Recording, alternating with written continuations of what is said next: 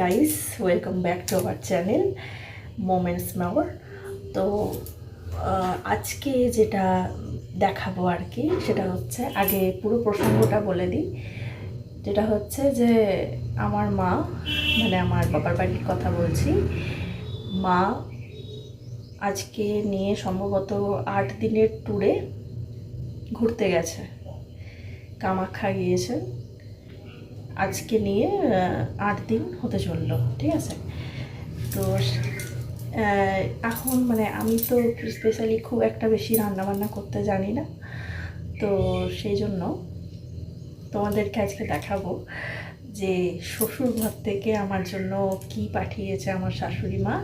এই যে মা যেহেতু ঘুরতে গেছে, সেজন্য বেশিরভাগ সময়টা বাবা আমাকে রান্না করে দেয়। মানে বাবার যখন বিশিক থাকে তখন বাবা সকাল দিকটা সমস্ত কিছু সামলে নেয়, রান্না করে আমাকে খাওয়ায়। আর সেটাই বলো বা রাত্রে ডিনারে সবসময় তো চাইনিজ মানে খাওয়া যায় না আর কি, সেজন্যই মানে টুকটাক যে রান্না করার, যে মানুষের দৈনন্দিন জীবনে ভাত ডাল আলু পোস্ত বলো বা যে সমস্ত রান্না, সেই সমস্ত রান্না আমার শেখা সত্যিই হয়ে ওঠেনি এতদিন ধরে। মানে পড়াশুনোর বাইরে থেকে আমি কোনোদিন কিছু এতদিন করিনি, মেন কথা হচ্ছে এটাই। তো যাই হোক, শাশুড়ি মা আমাকে দিয়েছে, এর আগেও আমাকে খাবার দিয়ে গেছে, আজকে মা সমস্তটাই দিয়েছে আর কি। তো ও যখন অফিস গেল তখন আমাকে দিয়ে গেল, আবার মা কালকেও দিয়ে যাবে। কালকেও তোমাদের সাথে শেয়ার করব যে মা কী কী দিল। তবে আমরা মঙ্গলবারটা নিরামিষ খাই, তো যে ভাত আছে,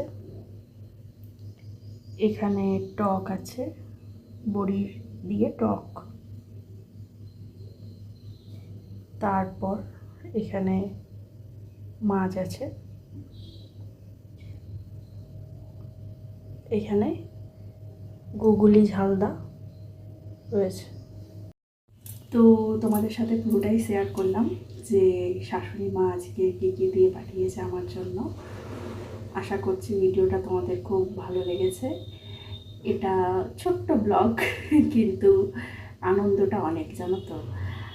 মানে সত্যি কথা বলতে, আমার শাশুড়ি মা আমার জন্য ভালোবেসে এতগুলো খাবার রান্না করে দিয়েছে, আর প্রত্যেকটা পদই হচ্ছে আমার খুব পছন্দের। তো আজকের মতো এতটুকু, পরে আবার তোমাদের সাথে অনেক গল্প হবে, কথা হবে আবার একটা ব্লগে। ততক্ষণের জন্য লাইক সাবস্ক্রাইব করতে একদম ভুলো না। অবশ্যই ভিডিওটা ভালো লাগলে তোমরা একটা লাইক করবে এবং তোমরা সাবস্ক্রাইব বেল বাটনটাও টিপে দেবে। কমেন্ট করতে ভুলো না যে তোমরা কারা এরকম বাঙালি খাবার খেতে বেশি পছন্দ করো। চাইনিজ তো অবশ্যই মানুষের এখনকার দিনে প্রিয়, আর এই সমস্ত খাবারে না একটা আলাদাই হলো মাতৃত্বের একটা গন্ধ মিশে আছে যে এরকম খাবারগুলোতে। বাঙালি খাবার হ্যাঁ আছে, কিন্তু মানে এই যে শাশুড়ি মায়ের হাতের রান্না বা আমার মায়ের হাতের রান্না বলো, এগুলোতে না একটা যেন মাতৃত্বের গন্ধ আছে কোথাও একটা। ঠিক আছে, তো তোমরাও কমেন্ট করো ভিডিওটা তোমাদের কেমন লাগলো। ততক্ষণের জন্য টাটা, পরবর্তী ভিডিওতে আবার তোমাদের সাথে দেখা হচ্ছে। চলো, গুড বাই।